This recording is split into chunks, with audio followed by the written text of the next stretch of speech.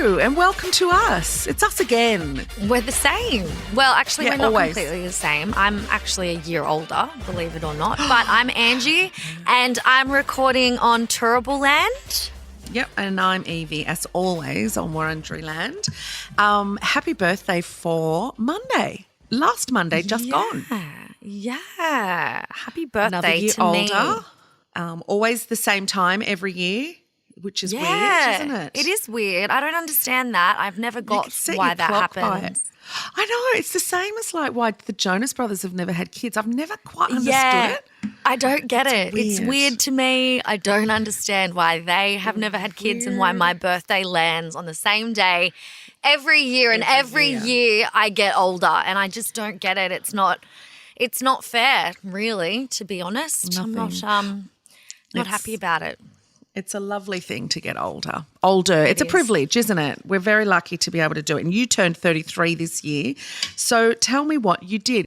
I didn't do anything too crazy. I drove from the Sunshine Coast to Mullumbimby, which is a good 3.5 hour drive, to meet my cousin at this day spa, which I can't remember what it's called, but doesn't really matter because I don't really think it deserves a shout out, to be honest. It wasn't. It was pretty. Oh, wasn't that good? It was really pretty, but it's like, you know, I wouldn't write home about it, and the service wasn't great. It was fine, you know?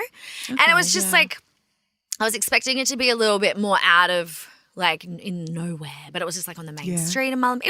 It was pretty. The best part of it was the fact that I got to be with my cousin on my birthday. Yeah. It was just after the Leo full moon. We're both waiting for our period. My auntie's actually transitioning over to, the other realm or whatever you want to call it. So it's a really hard time for her at the moment. So to be able to spend that time together, that was the beautiful part. Just the time, not necessarily the spa, but, bless. Yeah. And then I jumped on a plane and had to be in Melbourne for work. So that's my 33rd birthday. Nothing profound happened, but I'm going to give it time because they do say that 33 is the traditional age when Jesus was crucified and resurrected. So apparently some 33 facts for you is the dwellers of heaven will exist eternally, not internally, in a state of being age 33. So like this is your like spiritual year. So we'll see. Sacred even. It's Jesus's year. So great change and rebirth. Watch this space. So far it's been shit.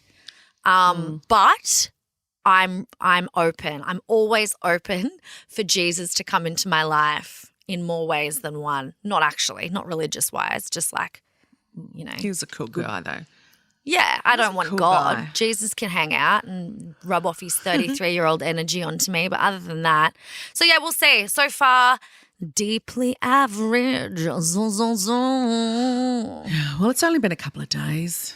Could get Yeah. better. Do you remember what you did when you were a 33-year-old man? I don't. I actually don't remember my 33 birthday. I remember it was 2005. I'm trying to remember. I lived in Melbourne. I worked at Channel 7. I was living a very happy life. So I'm sure I had people over and that was back in the day when I actually celebrated things. So I'm sure I did. I remember just before I moved to Melbourne, I'd had such an awful time. So I was really happy in my mid-30s. I remember that. Like mid-30s, I started to really feel Wait, myself. would you call 33 mid-30s? Yeah, I'd say 33 to 37 is mid. Before that is early and after that is late. I would disagree. I would say 34, 35 to 37 is mid and then 38, 39 is late. I'm still in my early 30s, I reckon. I remember actually having a conversation about exactly this with my friend Todd Abbott, and he said, because I think he's a few years older than me, and we were talking about like being in your late 30s or something, and he said, yeah, late 30s now goes to about 44. Yeah. Like, that's what I reckon. I'd take that. I think so too. I'm like, to me, late 30s is still like you're still kind of in your 40s. Yes. And How your good. mid 40s goes till about 60. So it's good. Yeah. It's really so you're good. It still gets in better your and better. mid 40s. Oh, yeah. Oh, God, yes. I mean, actually probably in my early 40s. So, yeah, I'm doing well. Oh, good. I'm catching up to you, girl. So we've actually got a very exciting episode this week. We always have exciting episodes. Who am I trying to kid? Yeah, I've turned who are into a you? liar since I've been turned 33. We're obviously going to do some MAFS chat because we're just like the rest of the so country. much. We are obsessed. There's so much to go over with this. I don't even know where to begin. So we do have like little bits of dot points. Otherwise, we could talk about this, I reckon, for hours and hours and hours. And then we have a very special guest joining us after that. excited And about this she's one. amazing. You should know her because she's only been on The Survivors 3 times now. Her name is Shonee. We're very excited because we have Shonee on the podcast with us. If you don't know who Shonee is, well then grow up and where have you been living for the last how many years, Shonee? Like, firstly, welcome. Thank you. Thanks for having me. And secondly, how old were you when you started on Survivor? And am I allowed to ask how old you are now? Is that super rude? No, not at all. I'm 30 and thriving. This is actually my best age yet. Yes. But I first went on Survivor when I think I had just turned 25. So you were or a I just turned baby. 26. And now I rock up and I feel like I'm so much more ballsy. And I'm like, no, sorry, it's my way. Yeah, seasoned, I'm 30. I'm feeling great. thriving. I'm ready. So we'll cut Yeah, this bit so- out for the audience. But do you win? Oh my God, imagine if you got her like that. That would be so iconic. I thought you were asking something like, ooh, so what's Yeah. happening in the dating scene? Yeah, we do want to ask that though too, but Yeah. we'll get to that. I wanted to quickly ask, it's your third time. Why? It just comes down to life is for living. So when I got the call, admittedly, I hoped they were calling me about a show that did have food and accommodation. Yeah. But when I found out it was Survivor again, I was like, life's for living. Why not? Like, go and experience these crazy things. And it's not often you actually get to put yourself to the test and go live without a phone, without food. Can I just say, we suffered so much more than what has been shown. Oh, really? Really? It just rained. So we literally, like, I think over 7 days, I think we had 2 meals. But yeah, like, when do you get to starve yourself like that and really put yourself to the test? Well, a lot of women starve themselves on purpose, which is a whole other sadness. But being forced to do it, at least you're being forced to do it. But I mean, Angie and I both did the jungle, and people don't believe that you starve. Like, they really do give you beans and Yeah. rice, and you have to cook it yourself. I have to say, like, we got given flint and a lighter at least. Like, you guys have to win Yeah, that stuff. you guys But have nothing. it's so much worse than people know. Can I ask you straight up, where do you poo? So there's like a long drop, which is a hole in the ground. And then it has like a little wooden Oh, box. good. That's what we had as well. That's good. Yeah, I thought that sounds same to I in thought maybe Africa. you'd have to Yeah. actually go and find a leaf Like, and yeah, find spots. like dig holes. So they give you toilet paper? I don't know if I'm allowed to answer that. Oh, well, yeah, go on, yeah. answer it anyway. They can't fire you. Maybe. I hope I feel they like give the you answer is toilet yes. paper. We'll just guess and say yes. You have to for women, surely, because like you get your Yes, period. you get your Anyway, that's a period. different. A lot of people like get weird periods because you're Yes. like living in such stress that it's not like, I mean, I've never had like a full period out there. It's just like, Yeah. bits and bolts. Well, Angie was like, yeah. Angie bled the entire time in the jungle because I we were bled on the whole malaria time. tablets, not knowing that was what that was causing that. And Every day. I had a normal period, which was just so normal, like annoying. I was just like, couldn't you just miss it? Couldn't my body know that I'm under duress right now and I don't need to be normal? Yes. But And yeah, no one wants to wear tampons or pads when you're No. living in like a survivor setup or a jungle setup. So in a way, it's probably a Yeah, blessing if you don't definitely get your ideal. period. well, that's it. And I often think that, like, you guys have got cossies on. Yeah, that'd be so hardcore. All right, let's get to a little bit of the game, even though you'd probably never be sick of talking about it because you're so good at it.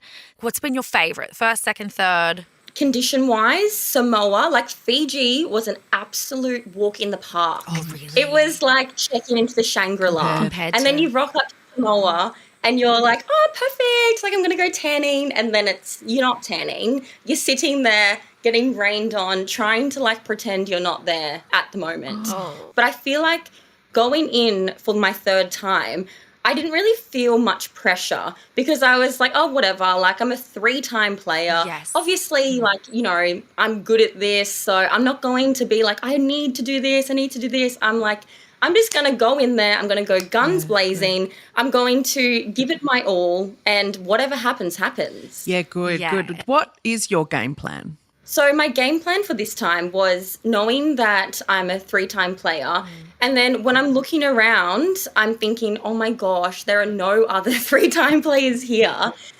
So I was thinking, okay, I need to surround myself with other big threats so that I can move forward with, you know, they won't even know who to look at. So basically the under the radar players were my biggest threats because they're the ones that are just gonna like schmooze through, which is quite funny because my game plan the first time round is like, I'm just gonna go in, like be really sweet and nice and go under the radar. Social game. And then knowing that, I'm like, okay, anyone under the radar is out.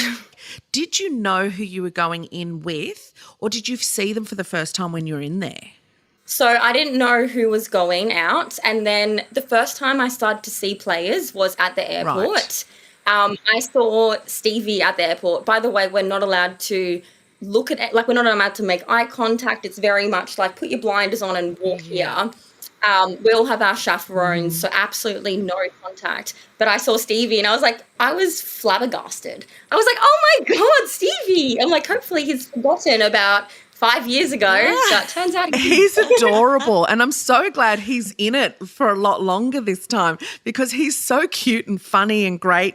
But was there someone that you saw when you got there that you were like, oh shit? Not really. I was mostly just thinking, oh gosh, I hope Stevie's forgiven me. But other than that, I was just like, oh, whatever, let's just see what happens. And is there anyone on the show that gets a really bad edit but actually is really nice when you're in the experience, and vice versa? I mean, Rogue, I was absolutely petrified by Rogue. And it's so funny watching it back where Liz is like, leave her alone. I'm like, thank you, girl. Because I'm just there like, oh my God, I'm not even near the ball. Like, give me a break. Like, she was so aggressive. Like, did you say to Jonathan or anyone or producers, like, you know, can you tell her to f*** off? Like, or did you tell her to f*** off? I was honestly scared because she was so physical. I was like, oh my God. I did splash her with some water though, and they didn't play that. Oh, they didn't? Yeah, just like flicker. That's so good. I wish they showed that. I wish they'd show that. I was really glad that she was obviously voted out. And like I saw a tweet that night that said, you know, when the villains tribe were that happy to see Rogue voted out and they've only spent a couple of hours with her, that says something about the type of person she is. They threw a challenge to get rid of her, and then she did the whole, well, you can't fire me because I quit. Please write my name down. Yeah. I was so pissed off with that, as would be so many fans, super fans and ex-players and current players who are like, do you know how hard it is to get on this show? Do you know how many people would, you know, do everything to stay on that show? Like people who, like poor Jackie, who hurt herself and had to leave the show. Like, that's just so unfair, and it's such a slap in the face. How did you guys feel about that? Or were you just glad she was gone? When I saw the tribe rolling up, I was like, thank you guys. Like, and then I'm like, I can feel confident now with it, knowing that I'm not going to have to go up against her. Like when we did one-on-ones, we were always like, I don't want to go with that one. Like, please, like I'll take Flick any day. I'm not doing that. How did you feel when it came out that you were a villain? Because I didn't understand that. I was like, how are you a villain? Is it because you're so good at the social game? Or were you like, yes, I'm a villain? When they asked me to be on the villains tribe, I was like, yeah, like I'm not a hero, so I can't really rock up to the heroes tribe and everyone's like talking about all this stuff and I'm like, oh, the people like me. I'm the people's princess. Everyone likes my personality, so heroic. I feel like it's a villainous game. So the heroes basically disguising themselves as heroes when they're really villains. At least we're just villains being villains. Can I ask another really personal question? And you may not even know personally the answer to this. What do you do when you need to relieve yourself? Like sexually? Nothing. You are so depleted on every level that is like the furthest thought from my mind anyway. Like I literally, it's never been a feeling. It's never been a thought. I don't even really care about winning a pizza. I just want to get back and have rice and beans. Like, give me my staples. Yeah, right. Really? Forget the orgasm. Yep. Rice and beans. Wow. What about post Survivor? Or just out of Survivor? What's Shonee's life out of Survivor? Are you single now? What's the deal? Yes. So I am divorced. Yes. Well, I'm not actually divorced. I'm separated though. But yeah, I am loving it. Like it was obviously like such a difficult time and I was so sad, but it was sad like when I was in that relationship. And then I got back to Australia, I packed up my 30 kilos and then life just started like unfolding for me and I just felt like I went through the luckiest period ever. I felt like I was being rewarded for, doing something hard like right now that's going to make me so much happier down the path. And so, yeah, I'm still single, but now I'm like, you know what? I'm ready for a boyfriend. I'm ready for a baby daddy. Yep. Yeah. And I'm just glad that you're not a pro skater's wife underneath where your name is on Survivor anymore. Yeah. There's nothing better than being someone else's wife. That's right. I forgot the description about that. they gave you. And I think a lot of people complained, like, why is this chick's job title wife when she has a job? Yeah. She has an identity of her own. Yeah, it was quite insulting, really. But one last question. Survivor number 4, would you do it? Well, I feel like there's always a period of time where I'm like, oh my gosh, I would never, no way. And then you get home, you get comfortable with life, and then you think like, ooh, maybe I could. Yeah. Like, phone call never comes. say never. Yeah. Yeah. And I saw that you posted most days on Australian Survivor, you were at 102. So is that like the most ever that anyone's done on Australian Survivor?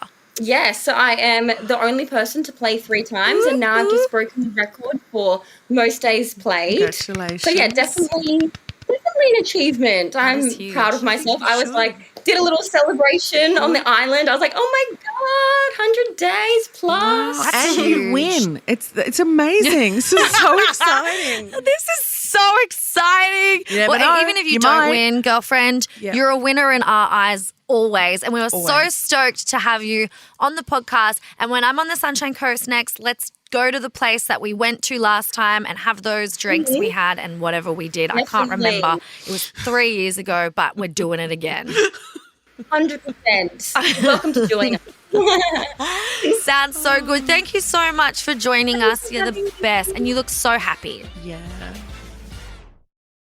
Oh, right. So we're in our second week of MAFS and already it's like It feels we're like loving 84 years. It feels like it's been going way longer than 2 weeks. I know, it really does, doesn't it? There's so much that happened. So I reckon what we do is we just go through the main things that have happened over this last week real quick and then talk about how we feel about it. So first up we have the whole Josh and Melissa had sex, but then Josh proceeded to lie about it because we find out more and more that he just doesn't really like to talk about the sex. And I feel like Melissa's whole personality is the sex.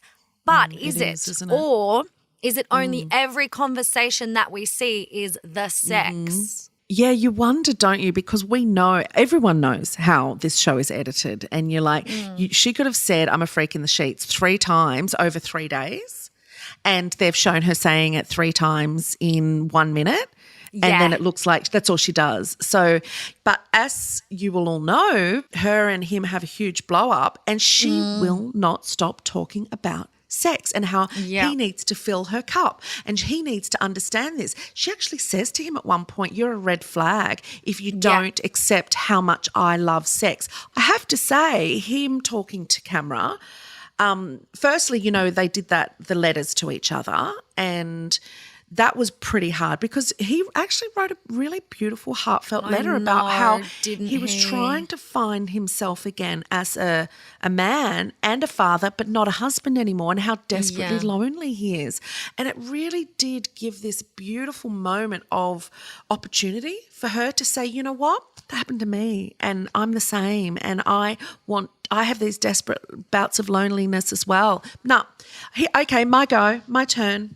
She said. doesn't listen. She only thinks about the next thing she's going to say, and they've made it look like, or she is in fact only ever thinking about sex, because she does mention the reason why it's so important to her is the fact that she was in a loveless, sexless marriage prior to being on Married at First Sight, which I totally get. If you were in a relationship and he never really, looked at you and wanted to have sex with you, that would be something that you carry. But I think if the roles were reversed, which is an interesting thing to say because it's completely different if the roles were reversed, men don't really have the fear of women raping them. So if we saw a man constantly being like, you need to have sex with me, you're, talking about at the wedding, she was talking about, oh yes, he must have a big, and she was always like big, meaning he has a big dick. If a man was like, oh yeah, she's got a real tight pussy and she's got big tits, we'd be like cancelled. When a woman does it, it's more cringe only because we're not used to it, number one, and we have that internalized misogyny where we're like, how dare she talk about sex? And if a man does it, it's kind of rapey. So there is this line where it's like, I get what she's doing and she's really out and proud about it, but it's also she's not respecting his boundaries at all, and he is not an overly talking about sexual man on national television with his Catholic guilt background and his little freaking Toy Story jammies. So they've just completely, if we want to put it down to anything, they've actually just completely just f***ed the both of them because they're complete opposites. By the all sounds, they actually got a pretty good sex life going on.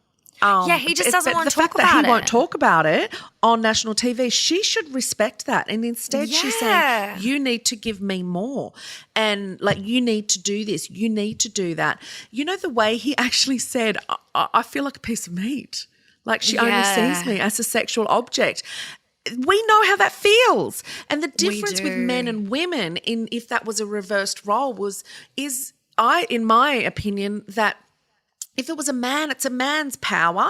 It's an entitlement. It's a right to, you need to give me sex because you're my wife. Whereas for a woman to be like that, I think is more like she's seeing it as a personality trait. And it's like, I think you've got sex a bit mixed up. Like she's not doing it. She's kind of doing it as her right, but something that she's like, I mean, no one's having a go at you, girl.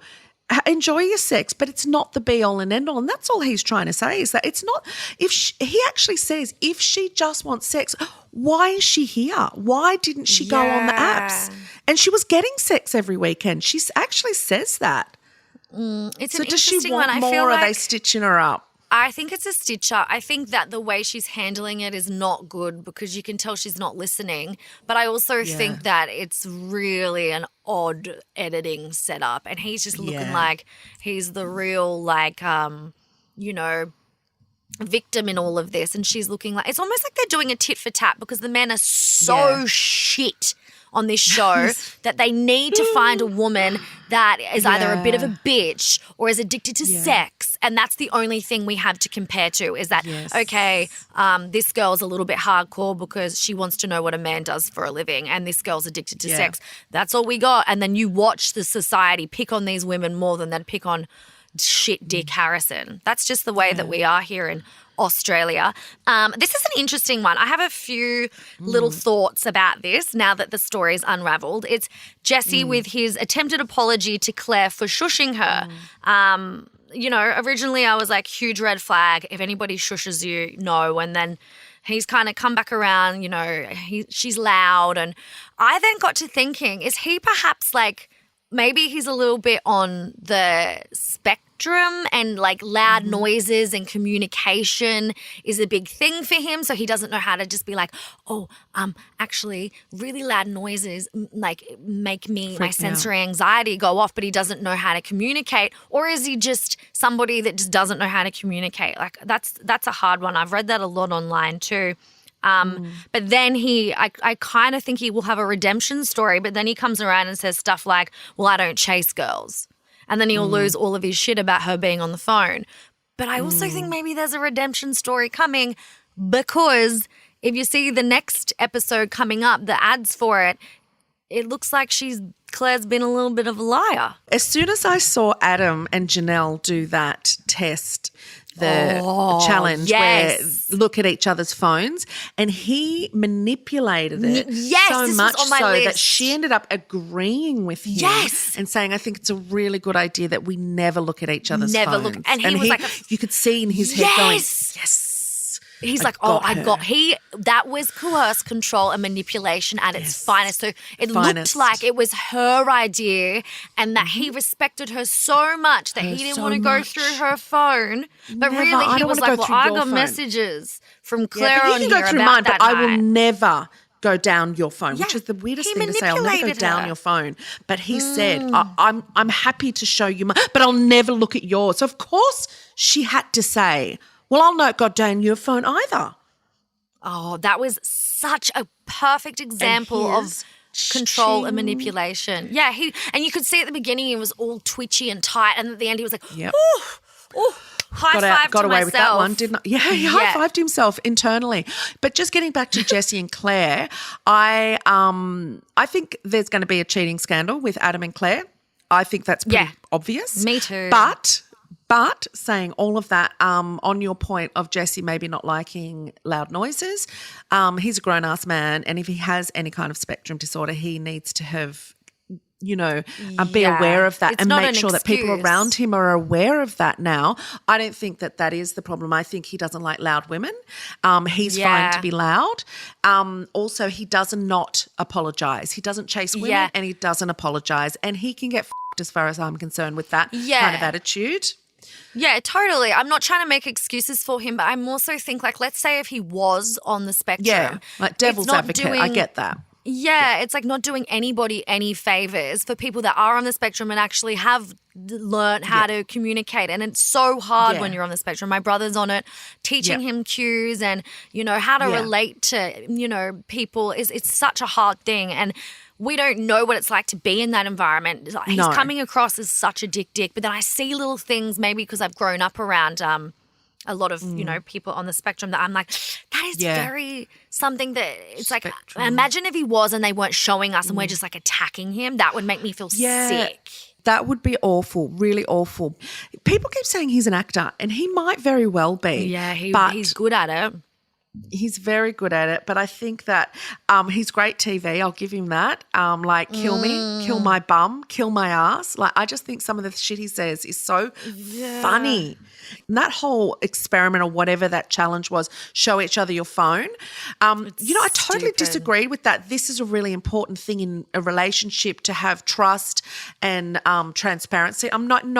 Watching it going, absolutely not. There are things on our phones that are so private, so personal, so intimate. There are things that not just conversations with other friends. Like, there are things like notes, photographs, things that you never demand to look at someone's phone, and you never even say that as a relationship expert, this is really important that you show each other your phones. No, it's not. It's like showing someone your diary. It's not important, and it's not something that should be, entitled to. And Jesse really thinks he's entitled to know who she was on the phone with and to show him. And it's like, no, you don't. I'm sorry. She may have cheated, and that will come out if she has, but this isn't the way to find out, mate. Watch this space. Next episode will reveal whether or not they, in fact, did cheat and just gaslight the shit out of Jesse. Well, Shannon and Caitlin, they did the hot or not, I guess. What is it? Rate, put up all the photos. Girls. Yeah, rate the girls challenge. Which is just awful, but it's MAFS. So gross. What more do you expect? It's going to be on the show every season. It shouldn't be, but it is. And it is there for the exact reason that we get absolutely, clutch our pearls at the people that actually rate them truthfully. And then we get really upset when they do rate them truthfully. But what we're seeing is who they really are as a person, because to put your partner down on the rating scale, I think is extremely hurtful. And if you're into that kind of truth, fill your boots. But I think a little bit of empathy goes a long way. Caitlin actually where did he not only put her. Yeah, so he put her tied first with Melinda and then he moved her and placing her halfway down between Caitlin and I can't remember the third one. So she was like, he moved her. So you could see the look on her face being like, okay, I'm tied with Melinda, which they look the same as each other. So I didn't understand that. They look exactly the same. And then he goes, it's just like copy my homework, but changed it a little, that meme that always goes around. Those two girls look like they could be twins.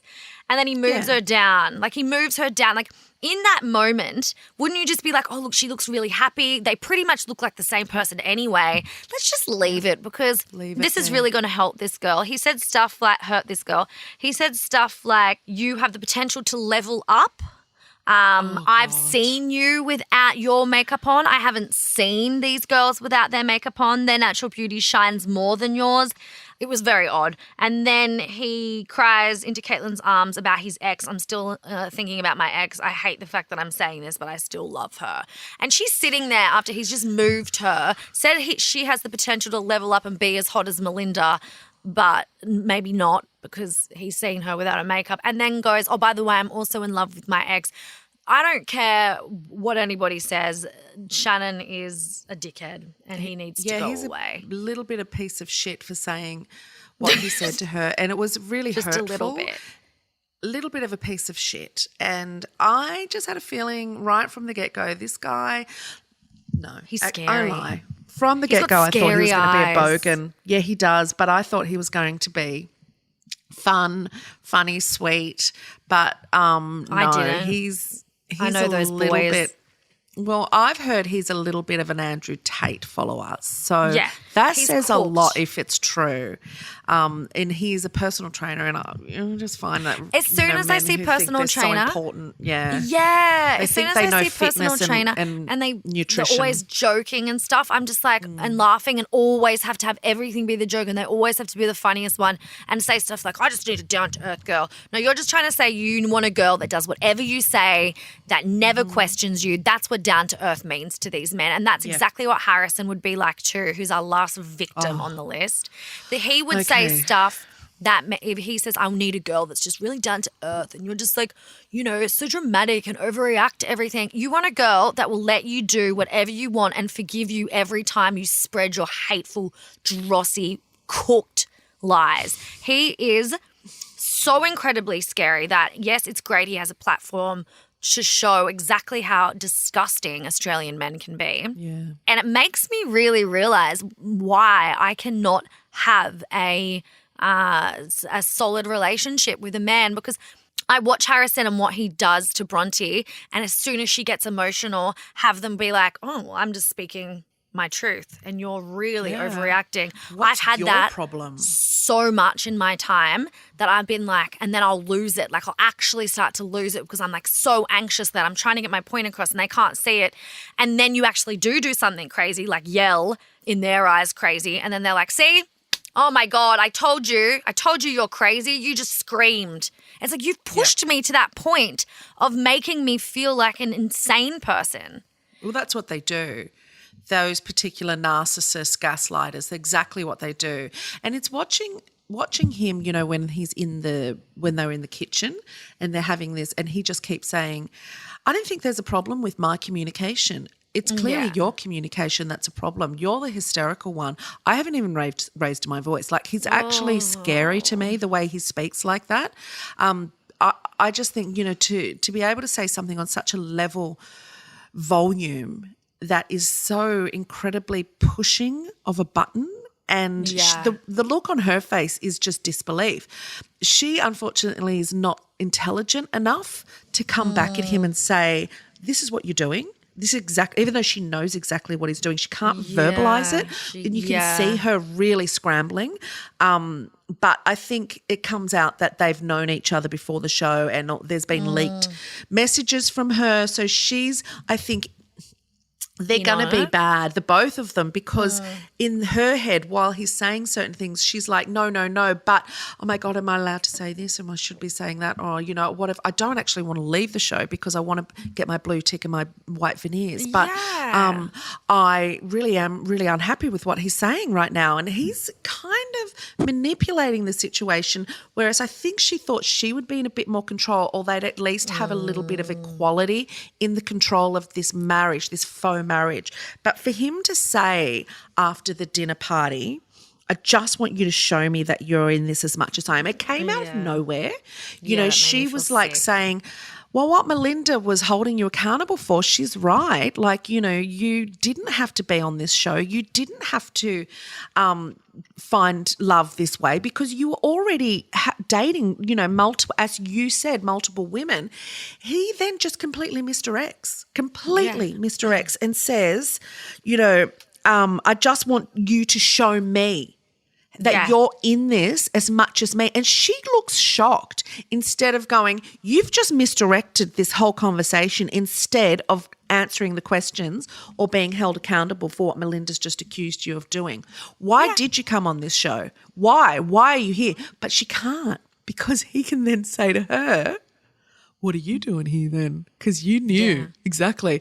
But she was going on the show, for a blue tick, for white veneers, but she was single when she applied. She remained single while she was being vetted for the show. She came on because even if you do go on that show to find your blue tick and your fame and your, you know, HelloFresh endorsements and everything, I think there's even if it's small, a piece of you that really goes, well, there has been some successes from this show. So who knows? I could find the love of my life this way.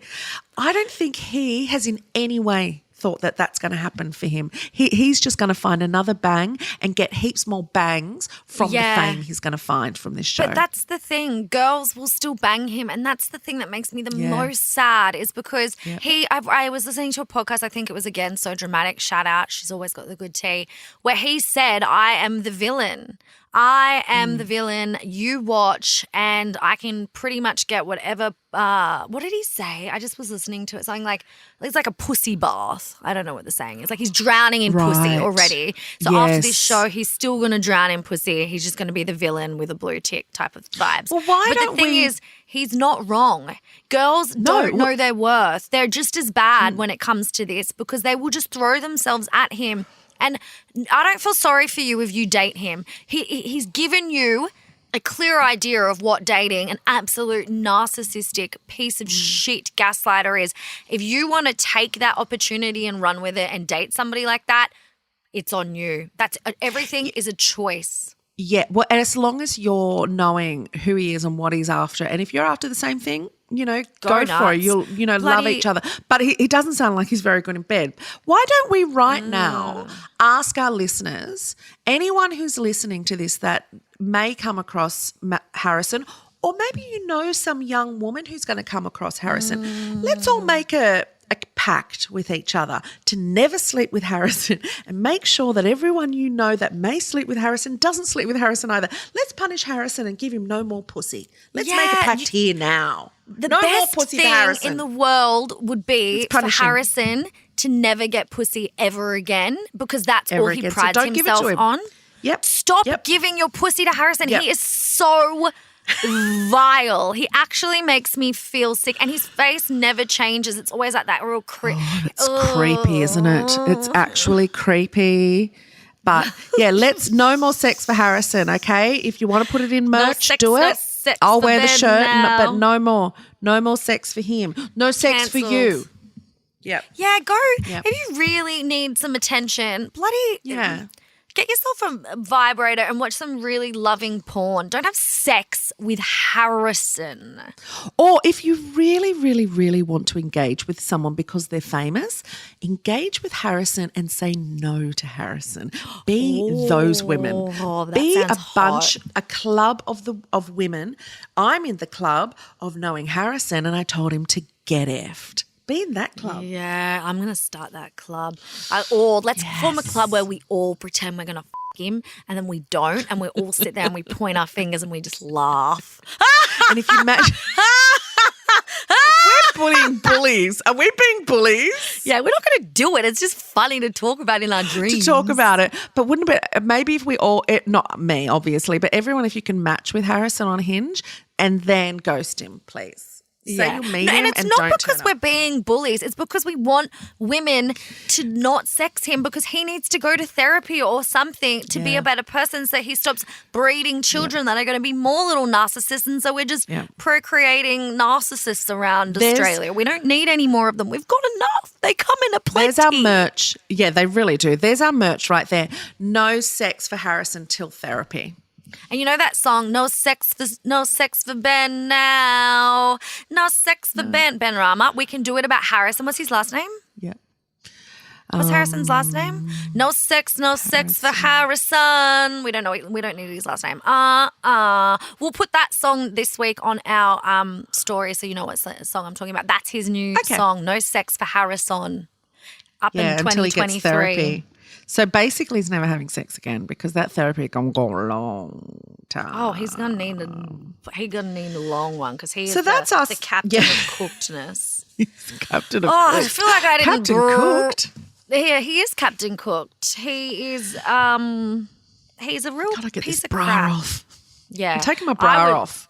Yeah, I'd want to take my bra off after Can I talking just say, about I'm that. so unhappy about bras. You know, bras are the worst. I buy the really expensive ones and they're shit. I buy the really cheap ones and they're shit.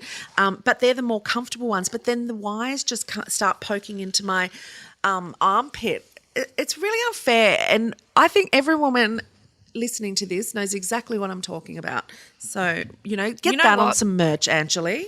Yeah, you know what? Sometimes I don't think we always have to do what puts the up in your giddy. I think we could do stuff that says what's really grinds my gears, and it can be things like that. And you know what, girl? Retweet. I'm all about that bra thing. Retweet that. I've got bathers on. That's how much I hate bras because I can't. They're so bothersome. So that, you know what puts the up in my giddy because I'm not in the mood for that. What grinds my gears is shitty bras, Harrison, and people. I don't like it when people announce announcements. That pisses me off too. While we're at it, I've got PMDD. Well, I'd just my like list to is say long. that next week I'll be letting you all know something very exciting. No, just say I've got something really exciting to say. I'm joking. I just announced an announcement. And if I've ever done it in the past, I'm so sorry because I've seen it so much on social media now. It makes me so annoyed because it's like you're literally just announcing an announcement. Just announce it. Like you're not that just announce it to all of you. Yeah. It's a big influencer thing. So I'm sorry if I've ever done it because I'm not an influencer. I've got an announcement to make. I don't like announcing of them. Okay, well, that's fair enough then. That's it. Well, that's us for another week. Can I just say what the giddy in my up for this week? Because I do have one. I had surgery last week and I've had such beautiful friends drop me homemade and homegrown food. And that is just the kindest thing. It just fills your heart when you get home and something is sitting on your doorstep that has been handmade or homegrown. And I can't get enough, but I have that guilt. Do you get that guilt? We're both very different when it comes to gift giving. I hate receiving gifts because I never know what to do. Like, do I have to now make food for this person? Like, 'cause I'm not that great a cook. Or, what do I do? Like, I don't know. I have this guilt, but I get over it when I have my food. I just have that first sweet mouthful and I'm fine. Yeah, you bounce back, baby. You don't. And I'm don't mourn saying for too thank you is enough. You're like, I don't when's mourn the for next too long. meal? Yeah, when's my next dish? That's us for the week. Thank you, guys. What a wonderful episode we had. Thank you to Shonee again for coming on. We absolutely adore her. She's on Instagram, so go give her a follow.